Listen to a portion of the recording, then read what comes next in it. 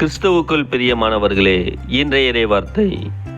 பரிசேயரே உங்களுக்கு கேடு, ஐயோ திருச்சட்ட அறிஞரே உங்களுக்கும் கேடு. புனித லூக்கா எழுதிய நற்செய்தி 11ஆம் அதிகாரம் 42 முதல் 46 முடிய உள்ள வசனங்கள். அக்காலத்தில் இயேசு கூறியது, ஐயோ பரிசேயரே உங்களுக்கு கேடு, நீங்கள் புதினா, கறியிலை மற்றும் கீரை செடி வகைகள் எல்லாவற்றிலும் 10 பங்கை காணிக்கையாக படைக்கிறீர்கள். ஆனால் நீதியையும் கடவுளின் அன்பையும் பொருட்படுத்துவதில்லை. இவற்றை தான் கடைபிடித்திருக்க வேண்டும், ஆனால் அவற்றையும் விட்டுவிடலாகாது. ஐயோ பரிசேயரே உங்களுக்கு கேடு, தொழுகை கூடங்களில் முதன்மையான இருக்கைகளையும் சந்தை வழிகளில் மக்கள் வணக்கம் செலுத்துவதையும் விரும்புகிறீர்கள்.